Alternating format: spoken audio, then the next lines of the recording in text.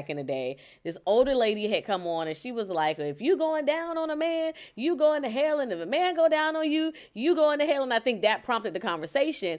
And I just seeing all the different comments that were in the inside of the queue, I was like, wait a minute.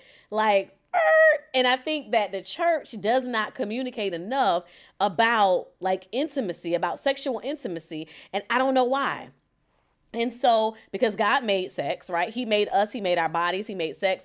Song of Solomon, the book of the Song of Solomon talks about the intimacy. He talks about all the different parts of the woman's body and all. So we're going to bring that up in scripture and we're going to talk about it because sometimes it's not communicated, right? And sometimes it's not talked about. And I really do believe that we miss the mark on that because when people go, especially when they're in the church, right? I don't know why we feel like when we get saved and sanctified that we ain't like freakish no more. Uh-oh. Like, I don't know, like, I can't do that no more, but you was doing it before you came to the church. Like, you were doing all of that stuff before. And now that you holy and now that you got a husband, you like, nah, baby, I can't do that no more. But you gave the best parts of you to somebody else before you got married. Did you come across that? Ooh. You gave the best parts of you to somebody who probably didn't even deserve it. Uh-oh. And now your husband is sitting there like, baby, like, I still got some needs. And it's just like, whoa, wait a minute. So before you got married, before you got saved, y'all was good. You slap it up, and then flip it, all of a down. sudden, it was like you got married, and you was like, "Oh, wait a minute, I'm wearing what is it called? Not the mucklucks, the smocks, the onesies. You know the onesies that can't nobody get inside of. The onesie, break that zipper with your bonnet and everything else on. Like, listen, and it was just like, no, don't touch. I can't do that. And it's just like, wait a minute. Let's talk about like what Song of Solomon was talking about because that ain't if it. your Bible read like my Bible read, hold on. But it's some stuff in here that make you be like, what? Hey, you supposed to take the chastity belt off when you get married, not put it on. The chastity belt. That's the belt that you put on that keeps you from prevents sexual and yeah. How you know about that? Hello, because she be listening. What in the world? She be listening. AV be Jesus. listening. Jesus. Hey, I know how you know. Listen, y'all, she got a little boyfriend now. So I'm like, how do you know? Hey.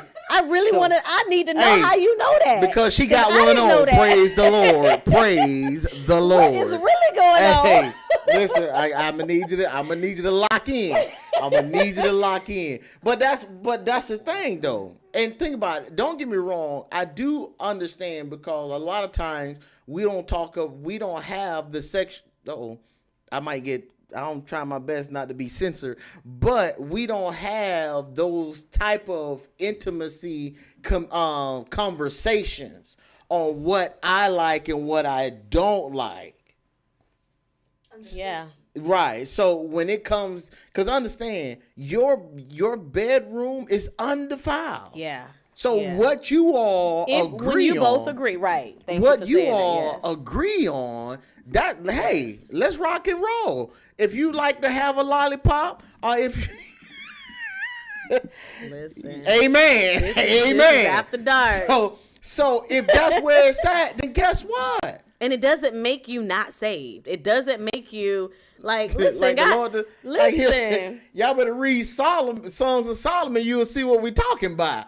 If he's saying the scripture said, if he's saying I love how your breast is looking, I'm paraphrasing it. What you think he's saying?